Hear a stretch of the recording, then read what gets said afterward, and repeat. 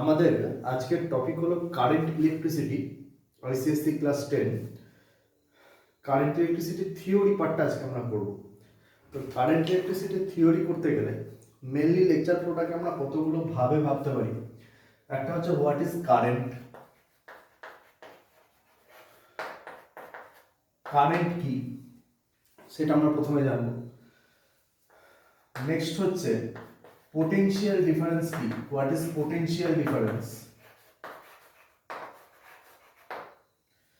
Next হচ্ছে what is resistance.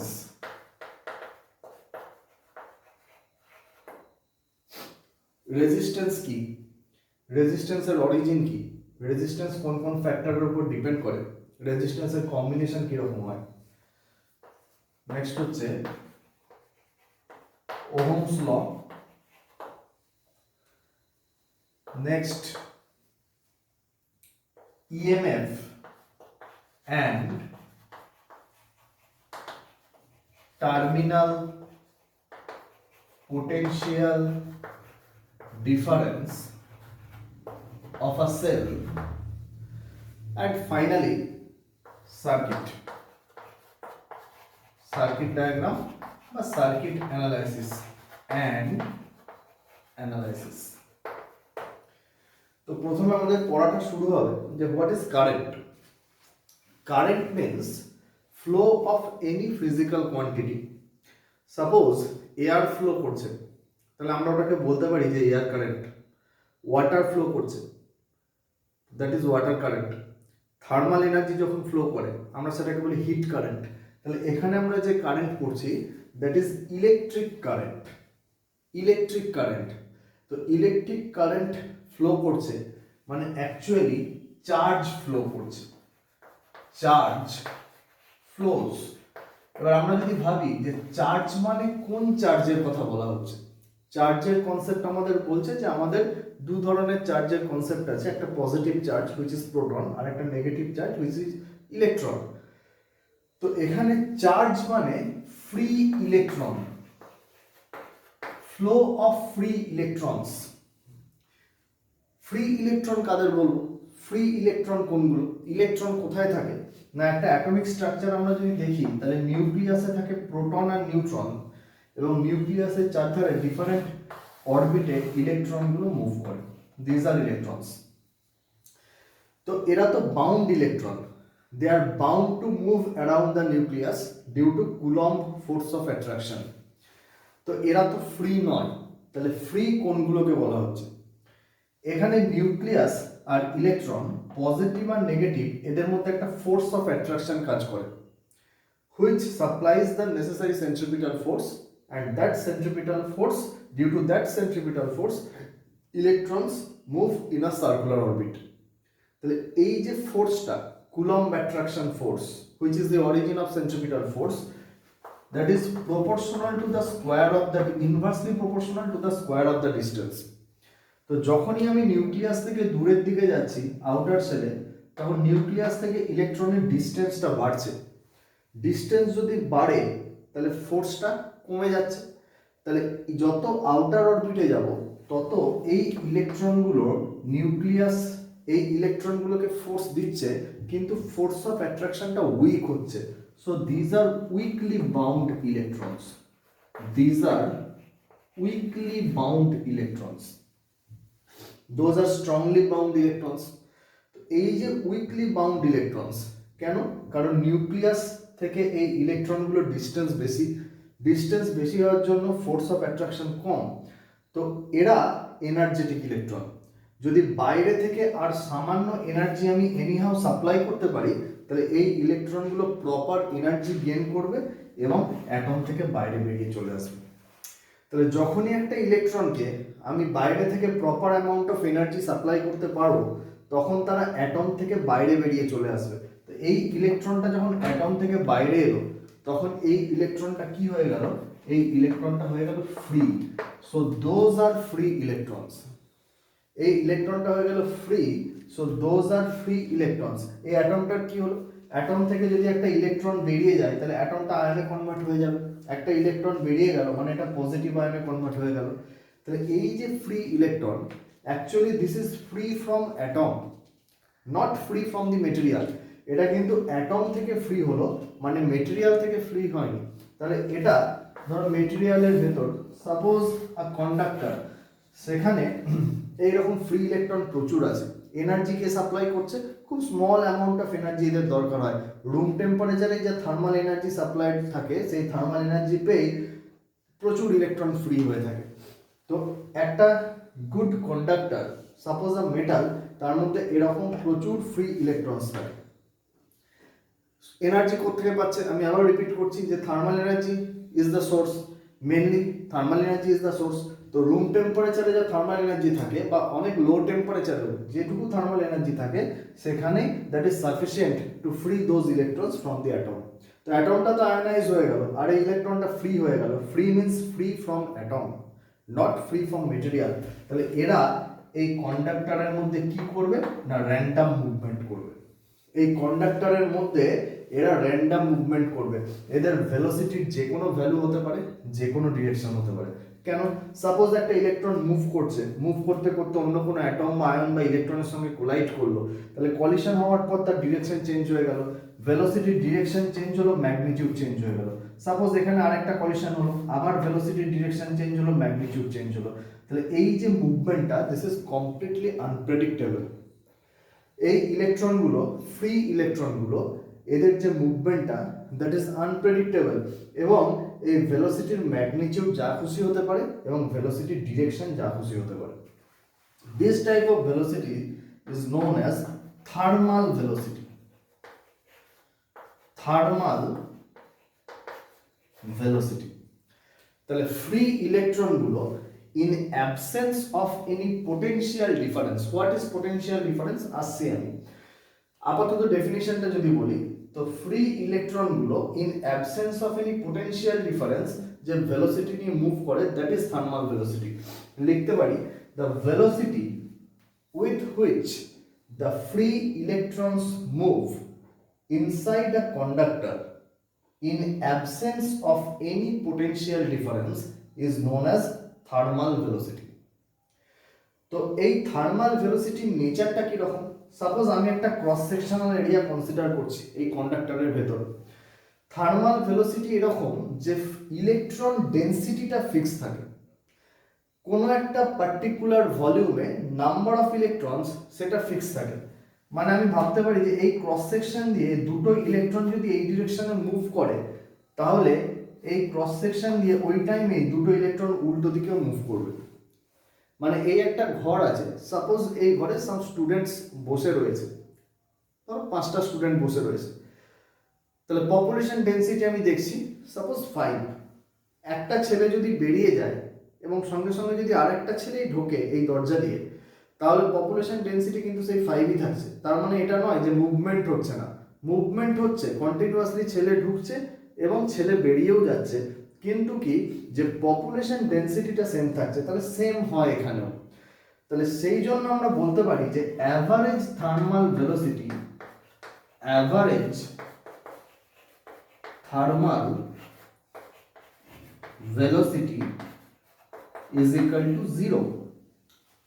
Thermal velocity আমি কি বলেছি? The velocity with which the free electrons move inside a conductor in absence of any potential difference is known as thermal velocity, and the average thermal velocity is 0. For that reason একটা conductor যখন রাখা থাকে আমরা কোনো current পাই না। Suppose একটা copper wire, তার মধ্যে প্রচুর ফ্রি ইলেকট্রনস রয়েছে, 10⁻22 পার কিউবিক সেন্টিমিটার নিয়ারলি। তো তার মধ্যে তো ফ্রি ইলেকট্রনসগুলো চুপ করে বসে নেই, তারা র্যান্ডাম মুভমেন্ট করছে। তাহলে due to that random movement charge flow করছে, তাহলে তো আমার কারেন্ট পাওয়ার কথা, কিন্তু আমি কারেন্ট পাই না। তার কারণ অ্যাভারেজ থার্মাল ভেলোসিটি 0, ইলেকট্রনগুলো কোনো পার্টিকুলার ডিরেকশনে মুভ করছে না। তাহলে এবার সাপোজ ইলেকট্রনসগুলোর ওপর আমি পার্টিকুলার ডিরেকশনে একটা ফোর্স অ্যাপ্লাই করলাম, ইলেকট্রনসগুলোর ওপর আমি পার্টিকুলার ডিরেকশনে একটা ফোর্স অ্যাপ্লাই করলাম। কিভাবে করব? Suppose this is the conductor. এই কন্ডাক্টরে আমি একটা সেল কানেক্ট করলাম, এই সেলটার একটা দিক প্লাস একটা দিক মাইনাস। আমরা জানি সেলের একদিক প্লাস থাকে একদিক মাইনাস থাকে। পোটেনশিয়াল ডিফারেন্স আমি আসছি একটু পরে, এরপরেই আসবো। তো সেলের পজিটিভ এন্ডের সঙ্গে কন্ডাক্টরের যে এন্ডটা কানেক্টেড হলো দ্যাট বিকামস পজিটিভ। সেলের নেগেটিভ এন্ডের সঙ্গে কন্ডাক্টরের যে এন্ডটা কানেক্টেড হলো সেটা নেগেটিভ হয়ে গেল। তাহলে এই যে ইলেকট্রনস গুলো দোজ আর নেগেটিভলি চার্জড, তো এই ইলেকট্রনগুলোকে এই পজিটিভ টার্মিনালটা অ্যাট্রাক্ট করবে আর নেগেটিভ টার্মিনালটা রিপেল করবে। তাহলে এই ইলেকট্রনস গুলো কমপ্লিটলি এই ডিরেকশনে মুভ করবে। আগে যেটা হচ্ছিল এখন আর সেটা হবে না। আগে কি হচ্ছিল, মুভমেন্টটা র্যান্ডম ছিল, কলিশন হচ্ছিল, অন্যদিকে ঘুরে যাচ্ছিল, ভেলোসিটি চেঞ্জ হচ্ছিল। এখানে কি কলিশন হবে না? অবভিয়াসলি হবে। কলিশন এখানেও হবে, ভেলোসিটির ম্যাগনিটিউড কলিশন হওয়ার পর কমে এখানেও যাবে, কিন্তু এখানে কন্টিনিউয়াসলি একটা ফোর্স প্রেজেন্ট আছে এই এন্ডের দিকে। তাহলে একটা ইলেকট্রন কোলাইড করলো, কলিশনের পর তার ভেলোসিটি সাপোজ 0 হয়ে গেল, কিন্তু সে কিন্তু থেমে থাকবে না বা অন্যদিকে মুভ করে চলে যাবে না, কারণ এই এন্ডে একটা ফোর্স আছে, ডিউ টু দ্যাট ফোর্স ও আবার মুভ করতে শুরু করবে। তাহলে আগে যে র্যান্ডমনেস ছিল, ভেলোসিটিগুলোর ম্যাগনিটিউড যা খুশি হচ্ছিল এবং যে কোনো ডিরেকশনে হচ্ছিল, এখন কিন্তু একটা অর্ডারলি মুভমেন্ট হচ্ছে। ইলেকট্রনগুলো একটা পার্টিকুলার ডিরেকশনে মুভ করছে, ভেলোসিটি চেঞ্জ হচ্ছে, ভেলোসিটি বাড়ছে, এটা ইলেকট্রনসগুলোকে অ্যাক্সিলারেট করাচ্ছে, ভেলোসিটি বাড়ছে, বাড়তে বাড়তে একটা কলিশন হলো, ভেলোসিটি কমে গেল। কিন্তু পজিটিভ রয়েছে টানছে, নেগেটিভ রয়েছে রিপেল করছে, আবার ভেলোসিটি বাড়লো, আবার কলিশন হলো, আবার ভেলোসিটি কমে গেল। তাহলে ভেলোসিটির ম্যাগনিটিউড চেঞ্জ হচ্ছে, কিন্তু মুভমেন্টটা অর্ডারলি হয়েছে, একটা পার্টিকুলার ডিরেকশনে মুভ করছে।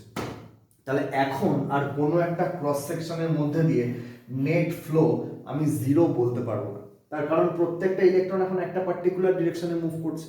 তাহলে এখন আমি একটা কারেন্ট পাচ্ছি। তো ফ্লো অফ চার্জ বা এখানে free electrons through any cross sectional area of conductor, এইটা কারেন্ট জেনারেট করছে। এবং এখন ইলেকট্রনসগুলো যে ভেলোসিটি নিয়ে মুভ করছে সেটাকে আমরা বলছি drift velocity, that is known as drift velocity. What is drift velocity? Define drift velocity. Drift velocity is the average velocity with which electrons move inside a conductor when a constant potential difference is applied across the conductor. Drift velocity is the average velocity with which electrons move inside a conductor when a constant potential difference is applied across it. এবং যখন এই ধরনের movement হচ্ছে তখন আমরা current পাচ্ছি।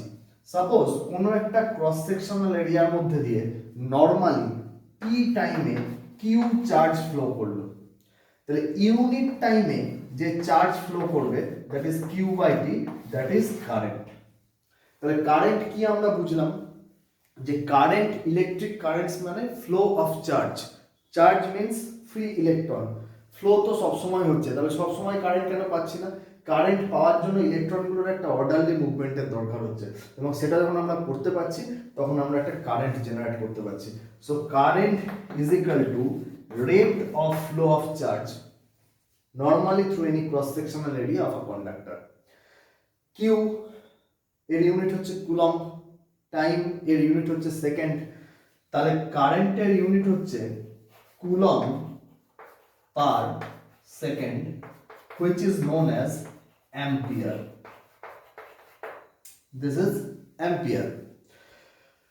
আজকে theory পার্টটা হবে, নিউমেরিক্যাল ক্লাস আগে একদিন করব, সেখানে নিউমেরিক্যালস গুলো ডিসকাস করব, এখান থেকে নিউমেরিক্যাল আসতে পারে। In fact this is the basic formula of current electricity, I is equal to Q by T, rate of flow of charge. Charge means free electrons. আচ্ছা, নেক্সট আমরা চলে আসবো পোটেনশিয়াল ডিফারেন্স। দেখো যে যখন কোনো একটা ফিজিক্যাল কোয়ান্টিটি ফ্লো করে তখন there should be any difference. যেমন আমরা যদি বলি থার্মাল এনার্জি ফ্লো করছে, তাহলে there must be a temperature difference. আমরা যদি বলি লিকুইড ফ্লো করছে, then there must be a pressure difference. Liquid flows from high pressure to low pressure. তাহলে সিমিলারলি এখানে কারেন্ট ফ্লো করছে এবং আমি দেখলাম যে এখানে একটা ডিফারেন্স রয়েছে, এই দিকটা প্লাস অ্যান্ড মাইনাস। তাহলে এই যে difference, this is known as potential difference. This is known as potential difference. potential difference is responsible for the flow of current. যেরকম temperature difference is responsible for the flow of heat, pressure difference is responsible for the flow of fluid. Similarly, potential difference is responsible for the flow of current. Heat flows from high temperature to low temperature. Fluid flows from high pressure to low pressure. Similarly, current flows from high potential to low potential. তো আমি যদি এইখানে একটা sell connect করেছিলাম plus minus, তাহলে current high থেকে লো পটেনশিয়ালের দিকে flow করবে এক্সটার্নাল সার্কিটে। তাহলে কারেন্ট ফ্লো এর ডিরেকশনটা হবে like this. This is the direction of current flow I. ব্যাটারির প্লাস থেকে বেরোবে from high potential to low potential via external circuit.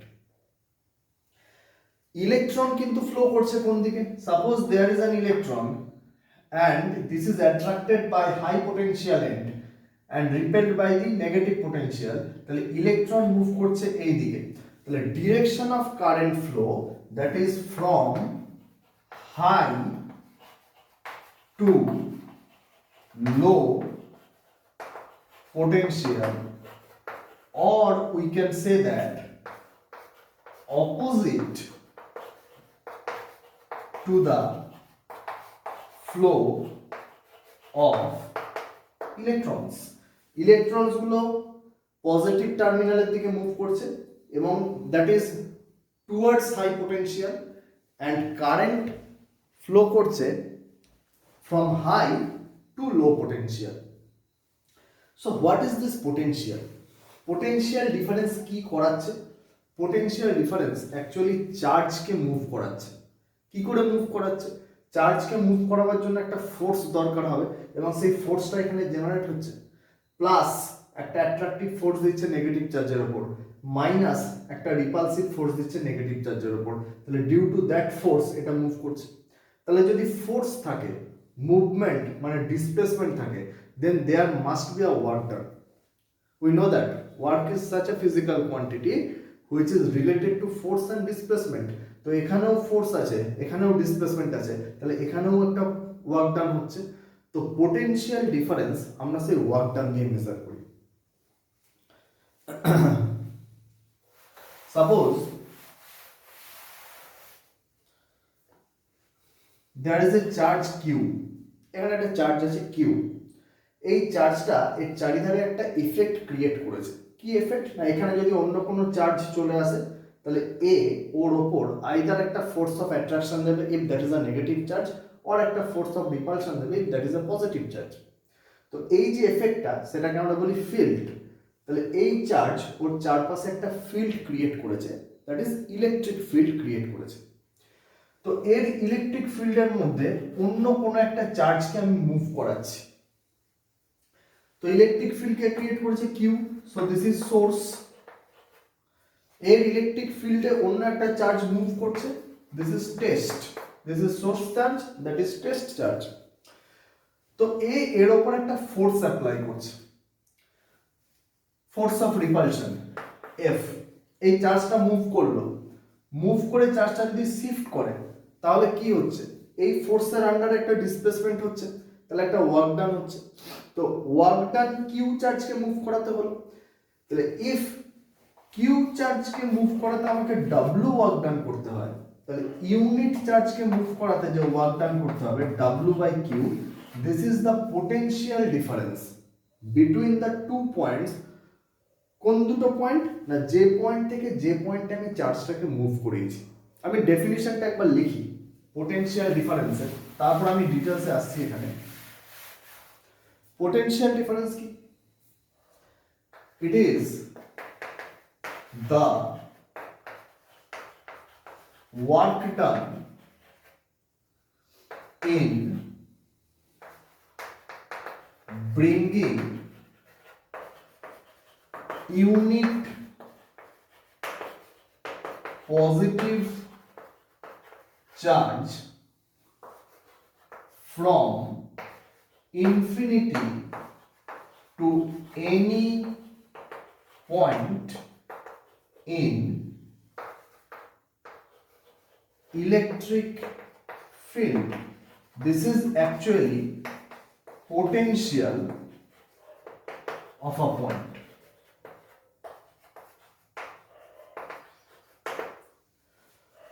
Potential of a point is defined as the work done in bringing unit positive charge from infinity to any point in the electric field. Suppose this is a point P in an electric field. This field is created by some source charge Q. We are bringing a charge Q, small q, test charge from infinity to this point. Infinity থেকে কেন? Why infinity? Infinity means এমন একটা region যেখানে initially এই source চার্জের কোনো effect ছিল না, বিকজ ইনফাইনাইট ডিস্টেন্স দূরে এর ফোর্স কত? জিরো। তাহলে প্রথমে এই চার্জটা যেখানে ছিল, টেস্ট চার্জটা, তার উপর নেট ফোর্স জিরো ছিল, অন্য কোনো ফোর্স ছিল না। The test charge was in equilibrium, absolute ইকুইলিব্রিয়ামে ছিল। তারপর এর ইলেকট্রিক ফিল্ডের মধ্যে সাপোজ ঢুকে পড়েছে। তাহলে এর ইলেকট্রিক ফিল্ডের মধ্যে এ যখন মুভ করছে, তখন তাহলে এ সোর্স ওই চার্জের উপর একটা ফোর্স অ্যাপ্লাই করছে, অবভিয়াসলি করবে, এর ফিল্ডের মধ্যে ও ঢুকলে একটা ফোর্স অ্যাপ্লাই করবে। তো সেই ফোর্সের আন্ডারে ওই চার্জটাকে আমি এনে এইখানে বসালাম, এইখানে, তাহলে একটা ওয়ার্ক ডান করতে হলো। কিরকম ব্যাপারটা হচ্ছে যে এ তো ওকে রিপেল করছে, ঠেলছে বাইরের দিকে, তাহলে আমি এনার্জি খরচা করে ওকে খুব স্লোলি ইউনিফর্ম ভেলোসিটিতে নিয়ে এসে এখানে বসিয়েছি। তাহলে আমাকে একটা ওয়ার্ক ডান করতে হয়েছে, মানে আমার এনার্জি লস হয়েছে। তা আমার যে এনার্জিটা লস হয়েছে সেটা গেল কোথায়? সেই এনার্জিটা স্টোর হয়ে থাকলো এই পয়েন্টে, ওই চার্জের মধ্যে যখন আমি বসালাম এই পয়েন্টে ওই চার্জটাকে, তখন এই এনার্জিটা স্টোর হয়ে থাকলো। খুব সিমিলার ওয়েতে ভাবো, suppose this is a mass M, এটাকে আমি গ্রাউন্ড থেকে এই সাইড উপরে তুললাম। আমরা পড়েছি এর মধ্যে পোটেনশিয়াল এনার্জি স্টোর থাকে mgh। কেন থাকে? এর মাস হচ্ছে m, তাহলে এর ওয়েট হচ্ছে mg, তাহলে due to gravitational force its weight is mg। আমি যদি এটাকে ফোর্স দিয়ে ওপর দিকে তুলতে চাই, তাহলে মিনিমাম যে ফোর্স আমাকে দিতে হবে দ্যাট ইজ mg। তাহলে আমি mg ফোর্স দিয়ে এটা ডিসপ্লেসমেন্ট করালাম h, তাহলে ওয়ার্ক ডান কত হলো? Force into displacement mgh। কে করলো? আমি করলাম, এগেনস্ট গ্র্যাভিটেশনাল ফোর্স। তাহলে এই mgh ওয়ার্ক ডান করলাম, তাহলে আমার এনার্জি mgh খরচা হলো। তাহলে যে এনার্জিটা আমি স্পেন্ড করলাম সেই এনার্জিটা গেল কোথায়? না স্টোর হয়ে থাকলো এখানে, কি হিসাবে? Potential energy. সিমিলারলি এখানেও তাই, ওখানে গ্র্যাভিটেশনাল ফিল্ডের এগেনস্ট আমাকে ওয়ার্ক ডান করতে হলো, এখানে ইলেকট্রিক ফিল্ডের এগেনস্টে ওয়ার্ক ডান করতে হলো, এবং যে এনার্জিটা স্পেন্ড করলাম সেটা স্টোর হয়ে থাকলো কি হিসাবে? Potential energy. তো সেটাই ডিফাইন করা হয়েছে যে যদি কিউ চার্জকে আনতে ডব্লিউ ওয়ার্ক ডান করতে হয়, তাহলে ইউনিট চার্জকে আনতে যে ওয়ার্ক ডান করতে হবে that is W by Q, and this is potential of this point. এই পয়েন্টের পোটেনশিয়াল হচ্ছে কত? না ইউনিট চার্জকে ইনফিনিটি থেকে এই পয়েন্ট অবধি আনতে আমাকে যে ওয়ার্ক ডান করতে হয়েছে। তো এর ইউনিট কি হওয়া দরকার? Joule per coulomb, joule per coulomb. This is actually written as volt. তো আমরা তো পড়ছিলাম পোটেনশিয়াল ডিফারেন্স, তো পোটেনশিয়াল ডিফারেন্স পড়ছি আমরা, তো আমি কিন্তু প্রথমে পোটেনশিয়াল বললাম। সাপোজ 5 কুলম চার্জকে এই পয়েন্টে আনতে 10 জুল ওয়ার্ক ডান করতে হয়, তাহলে ইউনিট চার্জকে আনতে যে ওয়ার্ক ডান করতে হবে সেটা হচ্ছে 2 জুল পার কুলম। তাহলে এই পয়েন্টের পোটেনশিয়াল হচ্ছে 2 ভোল্ট। এবার আমি যদি এইটাকে এই পয়েন্টে না এনে এই পয়েন্টে নিয়ে আসতাম, তাহলে আরো বেশি ডিসপ্লেসমেন্ট করতে হতো এবং আমাকে আরেকটু বেশি ওয়ার্ক ডান করতে হতো পি ড্যাশ। তাহলে সাপোজ ইনফিনিটি থেকে এই পয়েন্টে আনতে আমাকে 20 জুল ওয়ার্ক ডান করতে হয়, তাহলে 5 কুলম চার্জকে পি ড্যাশ পয়েন্টে আনতে 20 জুল ওয়ার্ক ডান করতে হয়। তাহলে ইউনিট চার্জকে আনতে যে ওয়ার্ক ডান করতে হবে সেটা হচ্ছে 4 joule per coulomb. So this is 4 volt potential of this point. তাহলে এই পয়েন্টের পোটেনশিয়াল হচ্ছে 2 ভোল্ট, এই পয়েন্টের পোটেনশিয়াল হচ্ছে 4 ভোল্ট। তাহলে এই দুটো পয়েন্টের মধ্যে পোটেনশিয়াল ডিফারেন্স কত? না 4 - 2, 2 ভোল্ট। মন দাও, সাপোজ আমি বললাম যে এই চার্জটাকে এখানে আনতে আমাকে 10 জুল ওয়ার্ক ডান করতে হয়েছে, আর এখানে আনতে আমাকে 20 জুল ওয়ার্ক ডান করতে হয়েছে। এখানে আনতে ওয়ার্ক ডান কত হলো? 10 জুল। এখানে আনতে ওয়ার্ক ডান কত হলো? 20 জুল। কেন 10 জুল বেশি হলো? কারণ বেশি রাস্তা কভার করতে হয়েছে। এটাকে এখানে এনেছি, এটাকে আরো বেশি দূরে এনেছি। তাহলে আমি যদি বলতে পারি ঠিক আছে, পি টু পি ড্যাশ এইটুকু আনতে কতটা ওয়ার্ক ডান হয়েছে, তাহলে আমাকে বলতে হবে পি অবধি 10 জুল হয়, পি ড্যাশ অবধি 20 জুল হয়, তাহলে পি টু পি ড্যাশ এই মুভমেন্টটার জন্য ওয়ার্ক ডান হয়েছে extra 10 joule, that is 20 minus 10, 10 joule. তাহলে যদি আমি চার্জটাকে এখান থেকে এখানে আনতাম তাহলে কত ওয়ার্ক ডান হতো? 10 জুল। কোন চার্জটাকে আনতে? 5 কুলম। তাহলে ইউনিট চার্জকে এখান থেকে এখানে আনতে কত ওয়ার্ক ডান করতে হতো? 2 জুল। তাহলে এই দুটো পয়েন্টের মধ্যে পোটেনশিয়াল ডিফারেন্সও কত না 4 মাইনাস 2, দ্যাট ইজ 2 ভোল্ট। এবং এই দুটো পয়েন্টের মধ্যে ইউনিট চার্জকে মুভ করাতেও আমাকে ওয়ার্ক ডান কত করতে হচ্ছে? 2 জুল। তাহলে যখন আমি পোটেনশিয়াল ডিফারেন্সের ডেফিনিশন বলবো তখন আমি এইভাবে বলতে পারি, it is the work done in moving unit positive charge between any two points in the electric field. এই দুটো পয়েন্টের মধ্যে যদি আমি একটা ইউনিট পজিটিভ চার্জকে মুভ করাই তাহলে আমাকে যে ওয়ার্ক ডানটা করতে হবে সেটা এই দুটো পয়েন্টের মধ্যে potential difference. Potential difference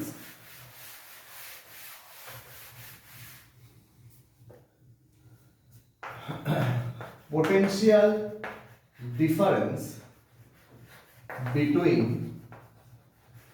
any two points is the work done in moving unit positive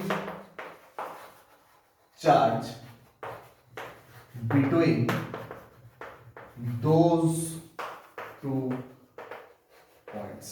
Potential difference between any two points in electric field is the work done in moving unit positive charge between those two points. তাহলে আমি যখন পোটেনশিয়ালের কথা বলছি কোনো পয়েন্টের তখন infinity থেকে এই পয়েন্ট অবধি আনতে আমার যে ওয়ার্ক ডান হলো দ্যাট ইজ পোটেনশিয়াল। আমি যদি এই পয়েন্টের পোটেনশিয়াল ভাবি তাহলে ইনফিনিটি থেকে এই পয়েন্ট অবধি আনতে আমার যে ওয়ার্ক ডান হলো that is potential of that point. তাহলে পোটেনশিয়াল ডিফারেন্স, এই দুটো পোটেনশিয়ালের ডিফারেন্স। তাহলে আমি বলতে পারি যে potential difference between P and P dash is the work done in moving unit positive charge from P to P dash. Actually দেখো যে আমরা সবসময় কিন্তু পোটেনশিয়াল ডিফারেন্সই মেজার করি। তাহলে এখানে একটা কোশ্চেন আছে যে এখন আপনি বলছিলেন পোটেনশিয়াল, আমরা ডিফাইন করলাম যে পোটেনশিয়াল, আবার বলছি আমরা পোটেনশিয়াল নয় পোটেনশিয়াল ডিফারেন্স মেজার করি। অ্যাকচুয়ালি আমি যখন বলছি যে ইনফিনিটি থেকে পি পয়েন্টে ইউনিট পজিটিভ চার্জকে আনতে 2 জুল ওয়ার্ক ডান হয়, তাহলে এই পি পয়েন্টের potential 2 volt, that is actually potential difference between infinity and P. কেন? তার কারণ চার্জটা যখন ইনফিনিটিতে ছিল ইনফাইনাইট ডিস্টেন্স দূরে এই সোর্স চার্জ যে ফিল্ড ক্রিয়েট করেছে তার কোনো এফেক্ট নেই। তাহলে ইনফাইনাইট ডিস্টেন্স দূরে পোটেনশিয়াল কত? 0। আর পি পয়েন্টের পোটেনশিয়াল কত হলো? 2 ভোল্ট। তাহলে ইনফিনিটি আর পি পয়েন্টের মধ্যে পোটেনশিয়াল ডিফারেন্সই actually 2 volt. 2 minus 0 is equal to 2। তো ইনফিনিটির সঙ্গে পোটেনশিয়াল ডিফারেন্স 2 ভোল্ট, এটাকেই আমরা এইভাবে বলি যে এই পয়েন্টের potential 2 volt. Actually this is the potential difference between infinity and this point.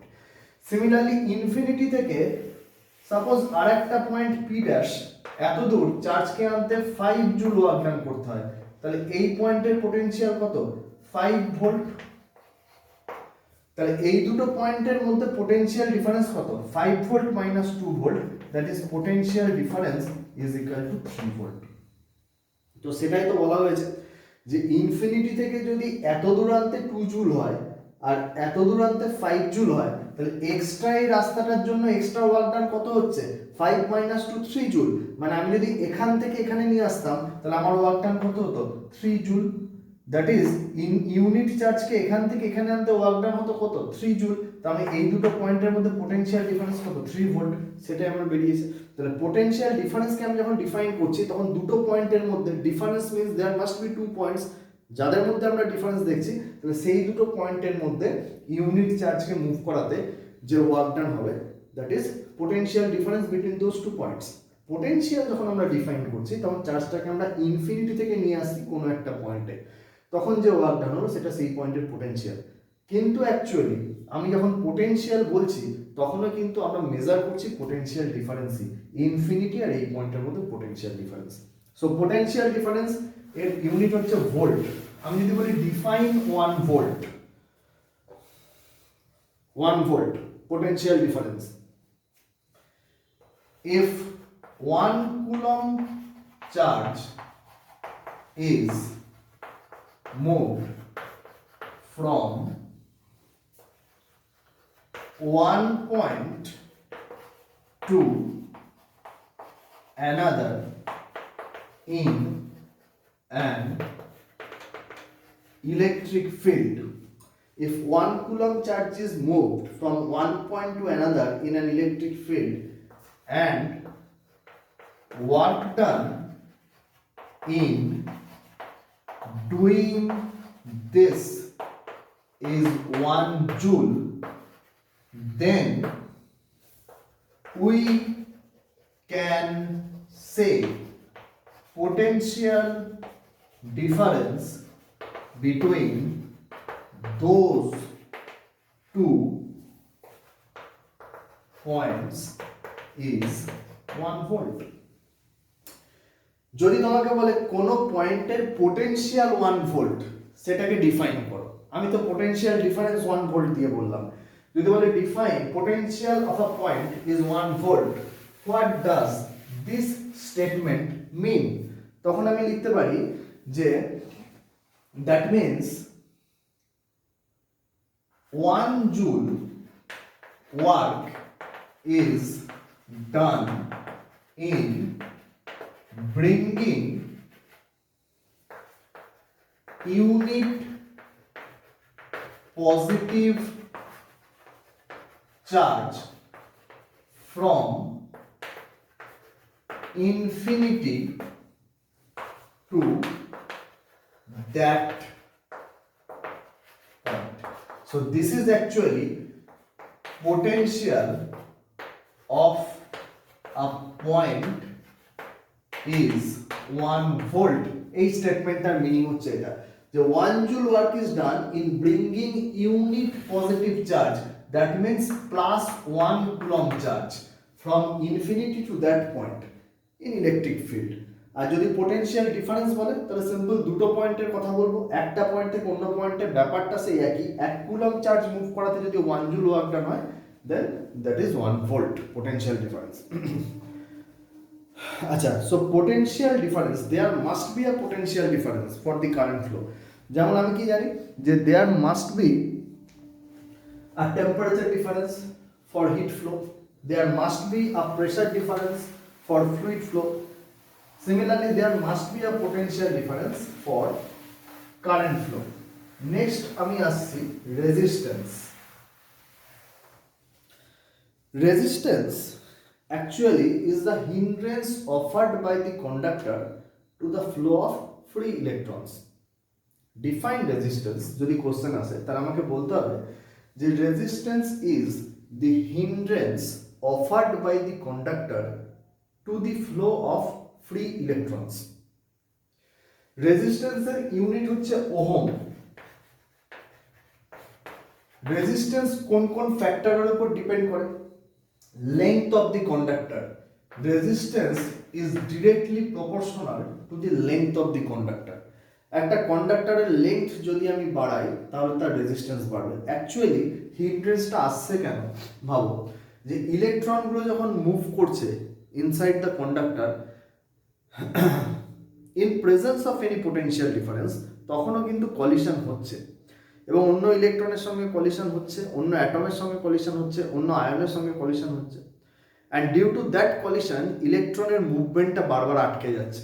তাহলে এই যে হিন্ড্রেন্স আসছে, ইলেকট্রন একটা এন্ড থেকে কন্ডাক্টরের অন্য এন্ড অব্দি ফ্রি মুভ করে গেল না, কন্টিনিউয়াস কলিশন হচ্ছে, ইলেকট্রনের ভেলোসিটি কমে যাচ্ছে, আবার বাড়ছে, আবার কমছে।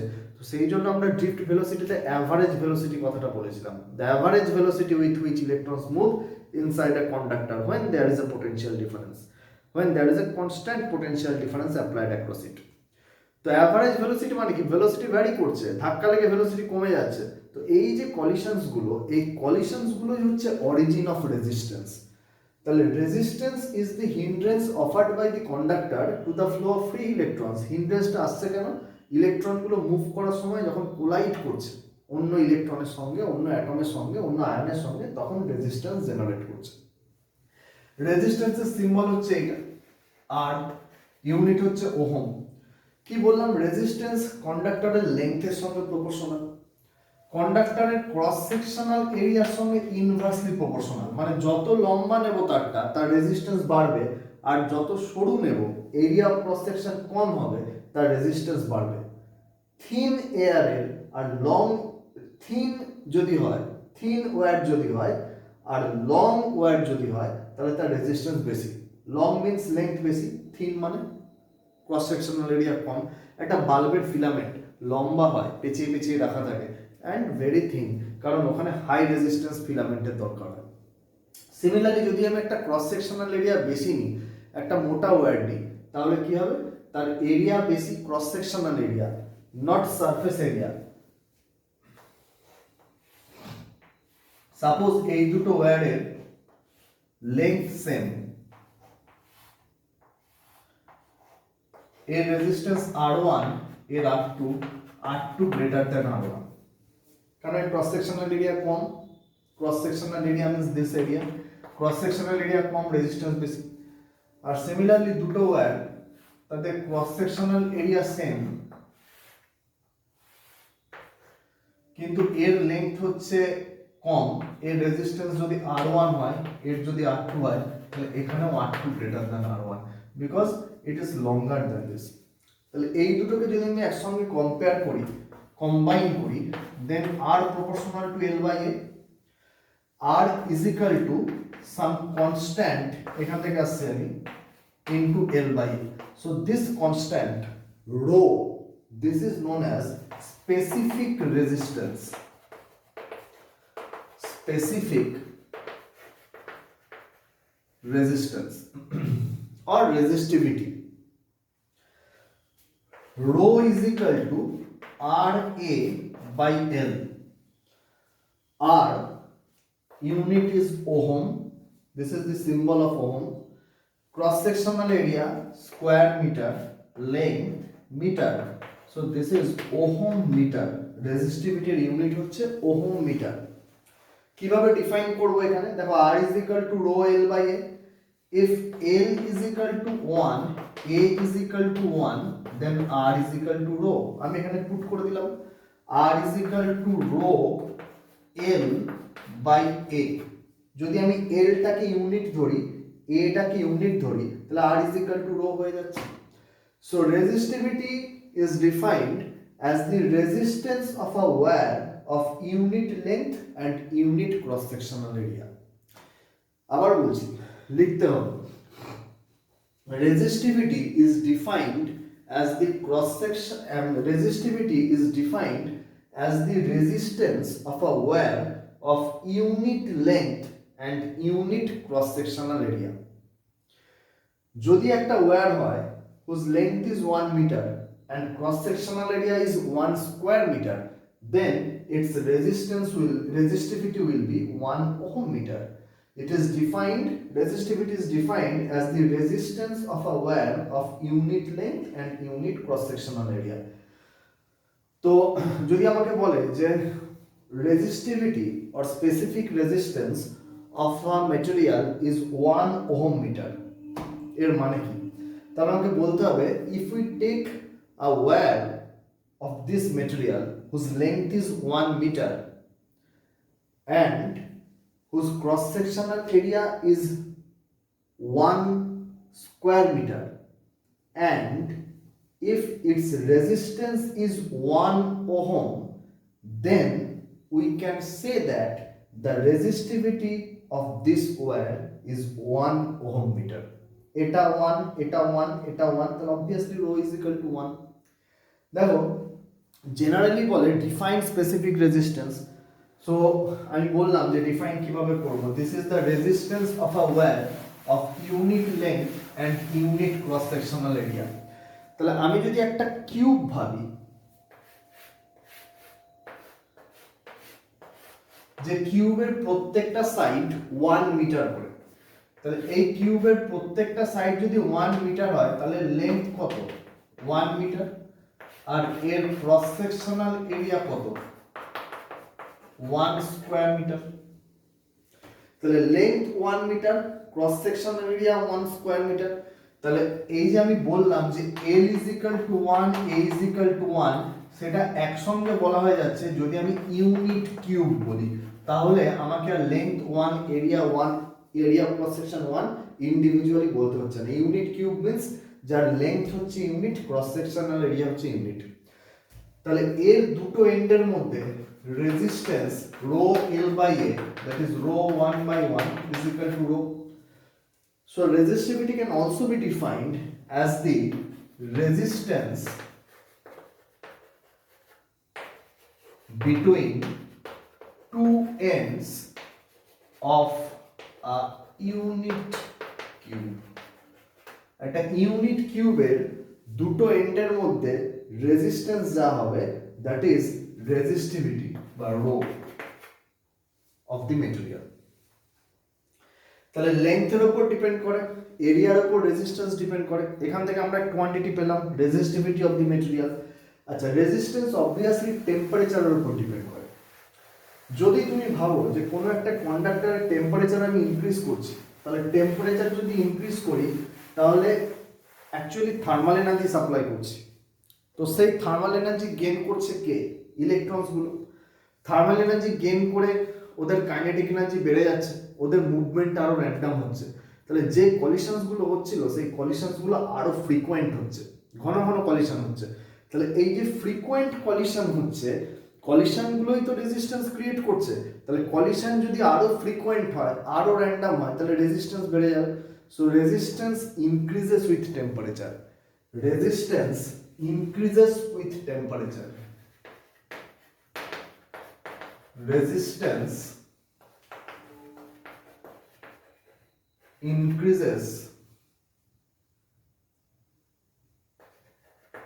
with temperature. এখানে একটা রিলেশন আছে, RT is equal to R naught into 1 plus alpha T, where R naught is resistance at 0 degree centigrade, RT is resistance at T degree centigrade, alpha is a constant, this is known as temperature coefficient of resistance. Different মেটেরিয়ালের alpha যদি different হয় তাহলে temperature ইনক্রিজের সঙ্গে সঙ্গে different মেটেরিয়ালের resistance different ওয়েতে vary করবে, কিন্তু বাড়বে। টেম্পারেচার বাড়লে রেজিস্ট্যান্স বাড়ে, তাহলে বাড়বে। দেখো কোনো একটা মেটেরিয়ালের রেজিস্টিভিটিও তাহলে বাড়বে। টেম্পারেচার যদি ইনক্রিজ করি তাহলে রেজিস্টিভিটিও বাড়বে। কিছু কিছু মেটেরিয়ালস রয়েছে যেমন সেমিকন্ডাক্টর,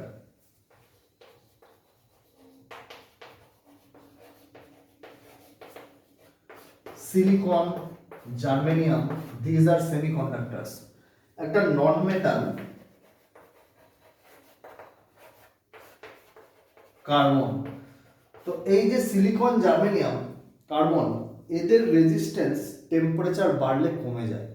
এগুলো আমাদের হায়ার ক্লাসে রয়েছে। মডার্ন ফিজিক্সে আমরা যখন পড়বো সেমিকন্ডাক্টর, তখন আমরা বুঝতে পারবো যে সিলিকন, জার্মেনিয়াম এগুলোর রেজিস্ট্যান্স কেন টেম্পারেচার বাড়লে কমে যায়। তো those are not কন্ডাক্টরস, those are semiconductors. তো এইগুলো হচ্ছে এক্সাম্পল অফ সাম মেটেরিয়ালস। এগুলো এক্সেপশনাল কেস যেখানে রেজিস্ট্যান্স decreases with temperature. টেম্পারেচারের সঙ্গে সঙ্গে রেজিস্ট্যান্স যেখানে ফল করে যায়। জেনারেলি কি হচ্ছে, যে R0 is the resistance at 0 degree centigrade, RT is the resistance at T degree centigrade, that is temperature বাড়াচ্ছি আমি এবং তার সঙ্গে সঙ্গে রেজিস্ট্যান্স বাড়ছে। Alpha is temperature coefficient of resistance. তাহলে আমি এখান থেকে লিখতে পারি alpha is equal to RT minus R0 by R0 T। তাহলে আলফার যদি আমি ইউনিট দেখি তাহলে ওপরে হচ্ছে রেজিস্ট্যান্সের ইউনিট, এটা টি ডিগ্রি সেন্টিগ্রেডে রেজিস্ট্যান্স, এটা 0 ডিগ্রি সেন্টিগ্রেডে রেজিস্ট্যান্স, এখানে রেজিস্ট্যান্সের ইউনিট, তাহলে দুটো রেজিস্ট্যান্সের ইউনিট ক্যান্সেল হয়ে গেল, পড়ে থাকলো 1/t, that is degree centigrade inverse. This is unit of temperature coefficient of resistance. এই কোয়ান্টিটিটার ইউনিট হচ্ছে ডিগ্রি সেন্টিগ্রেড ইনভার্স। তাহলে লেন্থ বাড়লে রেজিস্ট্যান্স বাড়ছে, ক্রস সেকশনাল এরিয়ার সঙ্গে inversely proportional, cross sectional area বাড়লে রেজিস্ট্যান্স কমে যাচ্ছে, আর টেম্পারেচার বাড়লে রেজিস্ট্যান্স বাড়ছে অ্যাকর্ডিং টু দিস রিলেশন। এবার কিছু কিছু মেটেরিয়ালস রয়েছে যাদের টেম্পারেচার বাড়লে রেজিস্ট্যান্স কমে যায়, যেমন সিলিকন, জার্মেনিয়াম, কার্বন, এইগুলো। তাহলে আমরা কারেন্ট বললাম, what is current, potential difference বললাম, রেজিস্ট্যান্স বললাম, রেজিস্ট্যান্স কার কার উপর ভ্যারি করছে বললাম। নেক্সট আমরা চলে আসছি Ohm's law.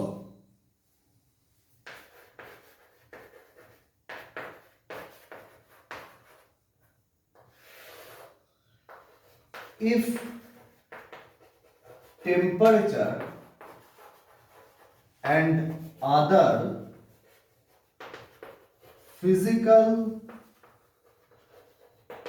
conditions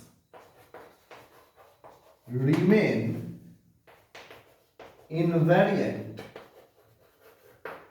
then current through a conductor is directly proportional to the potential difference across it. If temperature and other physical conditions remain invariant, then current through a conductor is directly proportional to the potential difference across it. That is, if there is a conductor, it has a resistance R and V potential difference is applied across it. This is high potential end and this is low potential end. I current is flowing from high to low potential. Then we can say that according to Ohm's law, V proportional to I, provided temperature and other physical conditions remain same. এইটা যদি না লেখো তাহলে Ohm's law এর marks পাওয়া যাবে না। ফার্স্টে আমাকে লিখে দিতে হবে যে ওহমস ল ভ্যালিড হয় একটা কন্ডিশনে যেখানে temperature and other physical conditions invariant থাকে। কেন? V proportional to I, that means V is equal to some constant into I, তো সেই কনস্ট্যান্টটা হচ্ছে R, that is resistance. So this is mathematically we can write V is equal to IR. তাহলে এখানে R resistance, this is treated as a constant quantity in Ohm's law. কিন্তু resistance কি constant থাকে? যদি temperature vary করে তাহলে তো resistance change হয়ে যায়। তাই তো আমরা দেখলাম টেম্পারেচার চেঞ্জ হলে রেজিস্ট্যান্স চেঞ্জ হয়। আরও কিছু কিছু ফিজিক্যাল কন্ডিশনস রয়েছে, কিছু কিছু মেটেরিয়াল রয়েছে যাদের উপর প্রেসার পড়লে রেজিস্ট্যান্স চেঞ্জ হয়ে যায়, কিছু কিছু মেটেরিয়ালস রয়েছে যাদের উপর লাইট পড়লে, সেলেনিয়াম যেমন, লাইট পড়লে তাদের রেজিস্টিভিটি, এই রেজিস্ট্যান্স চেঞ্জ হয়ে যায়। তাহলে আমি যদি এই কন্ডিশনসগুলোকে ইনভ্যারিয়েন্ট না রাখতে পারি, আমার যদি টেম্পারেচার চেঞ্জ হতে থাকে তাহলে তো রেজিস্ট্যান্সও চেঞ্জ হবে, তখন কি রেজিস্ট্যান্সটা কনস্ট্যান্ট থাকবে? অ্যান্সার হচ্ছে না। কিন্তু ওহমস লকে রেজিস্ট্যান্সটা কনস্ট্যান্ট হিসাবেই ট্রিট করা হয়েছে। ওহমস লতে রেজিস্ট্যান্সটা কনস্ট্যান্ট হিসাবেই ট্রিট করা হয়েছে, সেই জন্য রেজিস্ট্যান্স কনস্ট্যান্ট থাকার কন্ডিশনটা আগে আমাকে বলে দিতে হচ্ছে। যে আমি জানি যে এখানে V A proportional to B, that means A is equal to some constant into B. V proportional to I, that is V is equal to some constant into I. So resistance is treated as constant in Ohm's law. তো রেজিস্ট্যান্সকে constant রাখতে হবে, কখন সেটা থাকবে? যখন temperature এবং অন্যান্য physical কন্ডিশনসগুলো same থাকবে। তো সেটা বলে দেওয়া হয়েছে যে Ohm's law valid or resistance becomes constant only when this is valid। তাহলে এইটা বলে যাতে temperature and other physical conditions remain same, এটা বলে তারপর V proportional to I, this is Ohm's law। তো V is equal to RI, নিউমেরিক্যালসে যাব আমরা পরে। তাহলে আমি এখনো পর্যন্ত I is equal to Q by T এই একটা ওয়ার্কিং ফর্মুলা পেয়েছি। Potential difference W V is equal to W by Q work done per unit charge এই একটা ওয়ার্কিং ফর্মুলা পেয়েছি নিউমেরিক্যালের জন্য। আর এখন কি পেলাম? V is equal to IR।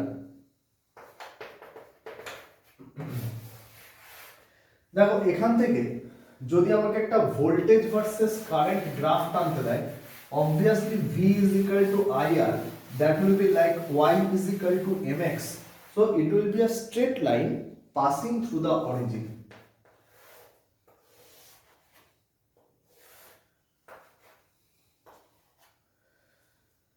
V is equal to IR।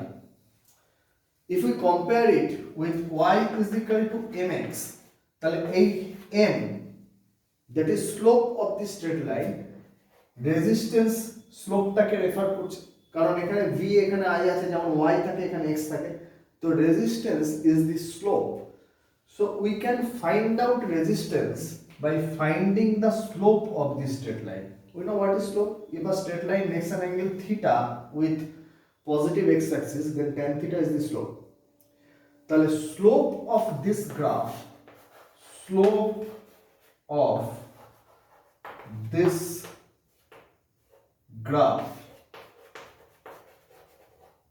gives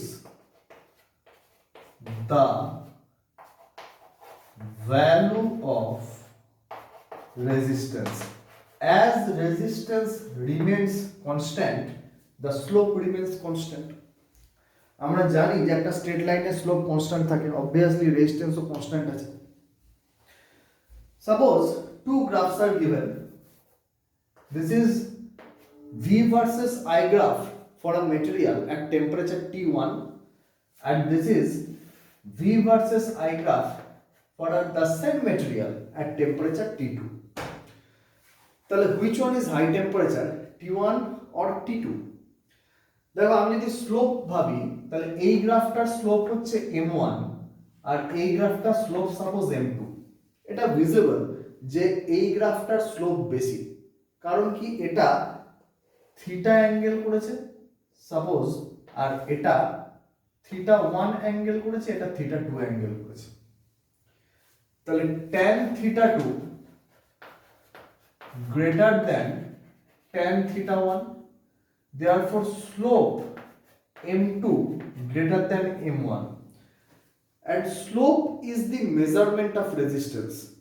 therefore এইখানে যে রেজিস্ট্যান্স R2 আর এইখানে ম্যাটেরিয়ালটা রেজিস্ট্যান্স R1 হলে এখানে স্লোপটাই তো রেজিস্ট্যান্স বোঝাচ্ছে। Slope of this graph gives the value of resistance, therefore we can say that R2 greater than R1। তাহলে একটাই material resistance বেড়ে যাচ্ছে, কেন? কারণ টেম্পারেচার ইনক্রিজ করেছে।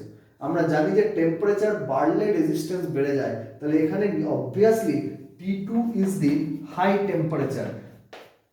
কি করে বুঝলাম? কারণ হাই টেম্পারেচার বলে এখানে রেজিস্ট্যান্সটা বেড়ে গেছে। আচ্ছা, রেজিস্ট্যান্সের reciprocal, that is known as conductance.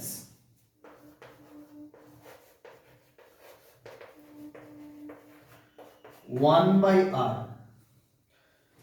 এর ইউনিট হচ্ছে মো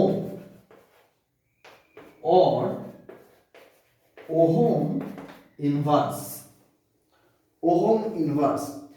তাহলে আমাকে যদি বলে যে এই গ্রাফ থেকে আমি কন্ডাক্ট্যান্স কিভাবে বার করব, simple, reciprocal of the slope gives the conductance, because slope is the resistance, therefore reciprocal of the slope gives the conductance। যখন কোশ্চেন আসে তখন একটা জিনিস আমাদের খেয়াল করতে হবে যে V ভার্সেস I গ্রাফ এটা একটা straight line, similarly I versus V graph এটাও একটা স্ট্রেট লাইনই হবে। তো এর স্লোপ কিন্তু আমাকে রেজিস্ট্যান্স দেবে না, এর স্লোপ কি দেবে? I by V, that is conductance।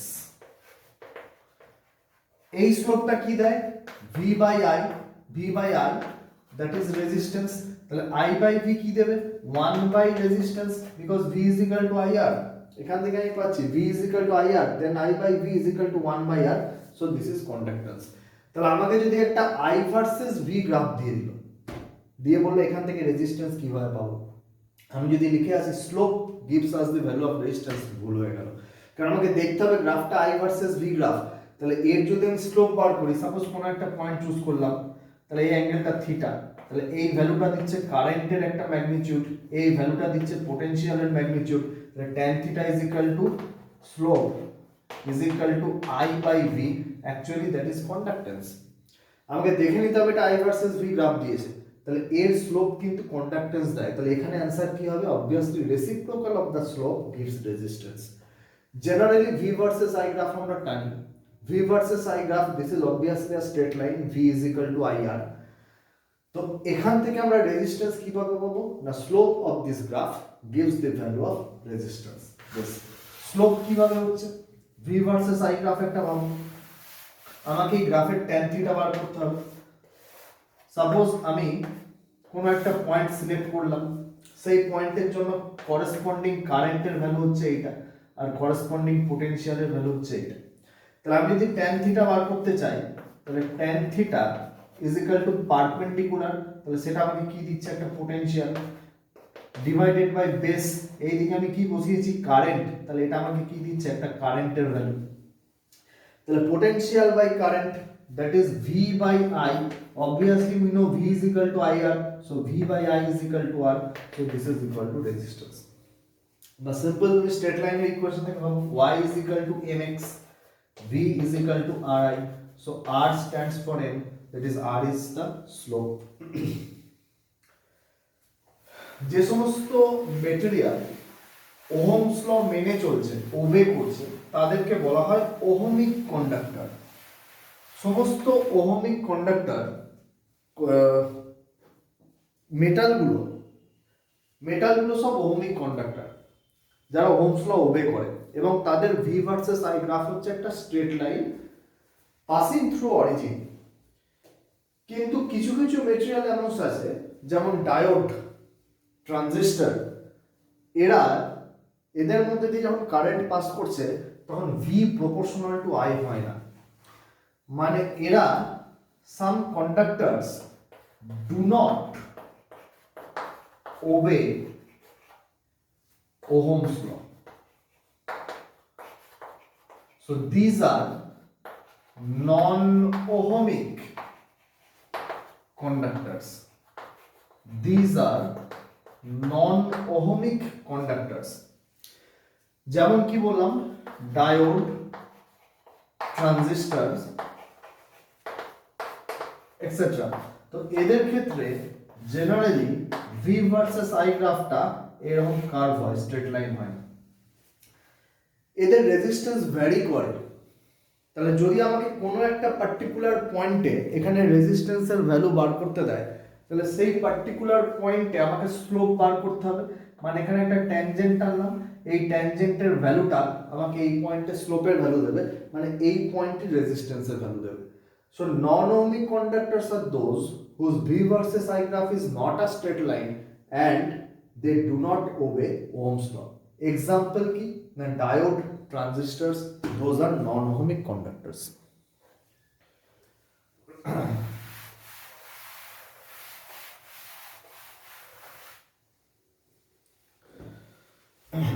Next,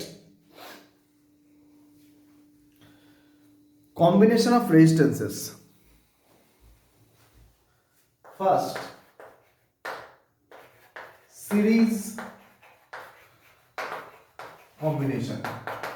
আজকে আমরা শুধু কম্বিনেশন করব, নিউমেরিক্যাল ক্লাস আলাদা হবে, সেখানে নিউমেরিক্যালস দেখব। Suppose two resistances are connected in series. Series connection মানে কি, যে সাপোজ এ আর বি এই দুটো পয়েন্টের মধ্যে দুটো রেজিস্ট্যান্স সিরিজে কানেক্ট আছে, তার মানে এদের মধ্যে দিয়ে কারেন্টটা সেম থাকবে। সিরিজ কানেকশন মানে কারেন্ট প্রত্যেকের মধ্যে দিয়ে সেম হবে। Series connection means same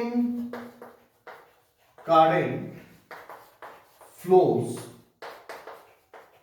through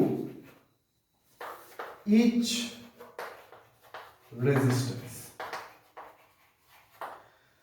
তো এবার যদি R1 রেজিস্ট্যান্সের অ্যাক্রসে I কারেন্ট ফ্লো করে তাহলে এর অ্যাক্রসে potential difference suppose V1 according to Ohm's law V is equal to IR1 V1 is equal to same current I flows through the resistance R2, then potential difference across it is V2. We can say that V2 is equal to IR2, V1 is equal to IR1, V2 is equal to IR2. Suppose we have to find out the potential difference between A and B, then obviously VAB is equal to V is equal to V1 plus V2, that is I R1 plus R2. Now you have to find out the equivalent resistance of this combination. Equivalent resistance মানে কি? মানে A R B এই দুটো পয়েন্টের অ্যাক্রসে আমি V potential difference set করেছি এবং R1 R2 দুটো রেজিস্ট্যান্স সিরিজে কানেক্ট করেছি, তখন ওরা I কারেন্ট কোনো একটা সেল থেকে ড্র করছে। It draws I current from a battery. তাহলে ইকুইভ্যালেন্ট মানে হচ্ছে আমি AB এর অ্যাক্রসে একটাই রেজিস্ট্যান্স কানেক্ট করব R, সেম পোটেনশিয়াল অ্যাপ্লাই করব V। যদি এরা দুজনে মিলে যেটা করছে that is they are drawing I current from a cell, ও যদি একা সেটা করতে পারে, ও যদি I কারেন্ট টানতে পারে, then we can say that this single resistance is equivalent to this two. এরা দুজনে মিলে যা করছে ও একা সেটা করছে, then this resistance is equivalent of these two. তাহলে যদি এরকম হয় তাহলে একেও I কারেন্ট ড্র করতে হবে, তাহলে obviously V is equal to IR হতে হবে। এখানে আমরা কি দেখলাম? V is equal to IR1 plus IR2। এখানে কি দেখছি? যদি ইকুইভ্যালেন্ট হয় V is equal to IR, তাহলে obviously from these two equations we can write IR is equal to IR1 plus IR2. Therefore in series combination we can write that equivalent resistance is R1 plus R2. যদি দুটো resistance থাকে, suppose this is 1 ohm, this is 2 ohm কোন একটা সার্কিটে, তাহলে সার্কিটের এই দুটো পয়েন্টের মাঝে this two resistance are connected in series, তাহলে equivalent resistance of this two will be 1 plus 2, that is 3 ohm. তার মানে এই দুটো পয়েন্টের মাঝে আমি দুটো রেজিস্ট্যান্স না রেখে যদি একটা 3 ওহম রেজিস্ট্যান্স কানেক্ট করি তাহলে সার্কিটে কোনো চেঞ্জেস আসবে না, যা ছিল তাই হবে, সার্কিটে কোথাও কোনো প্রবলেম হবে না, সেম কারেন্ট ড্র হবে। মানে আমি রিপ্লেস করতে পারি এই দুটো রেজিস্ট্যান্সকে একটা সিঙ্গেল রেজিস্ট্যান্স দিয়ে according to this formula. Next, parallel combination of রেজিস্ট্যান্সেস।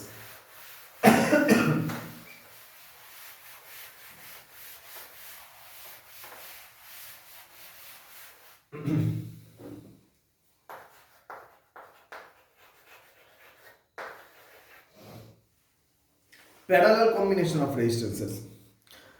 Suppose এই দুটো পয়েন্ট A and B এদের মাঝে একটা পোটেনশিয়াল ডিফারেন্স ক্রিয়েটেড আছে V। আমি এই দুটো পয়েন্টের মাঝে একটা রেজিস্ট্যান্স কানেক্ট করলাম এইটা, তাহলে এই রেজিস্ট্যান্সটা কত পোটেনশিয়াল ডিফারেন্স পাচ্ছে? V, কারণ এই দুটো পয়েন্টের মাঝে কানেক্টেড আছে।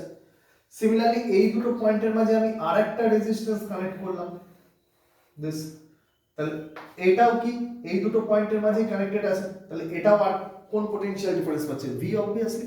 আমার এখানে বোর্ডে, ইলেকট্রিক বোর্ডে 220 ভোল্ট পোটেনশিয়াল ডিফারেন্স, তাহলে আমি 220 ভোল্ট পোটেনশিয়াল ডিফারেন্স সাপ্লাই হচ্ছে আমার বাড়িতে, আমি একটা এক্সটেনশন কর্ড ইউজ করছি, তো এক্সটেনশন কর্ডে ডিফারেন্ট প্লাগস রয়েছে, তা আমি যদি প্রত্যেকটা অ্যাডাপ্টারে যেখানেই দিই না কেন, suppose this is the extension cord, আমি কানেক্ট করেছি সুইচ বোর্ডের সঙ্গে, তাহলে এখানে একটা, এখানে একটা, এখানে একটা,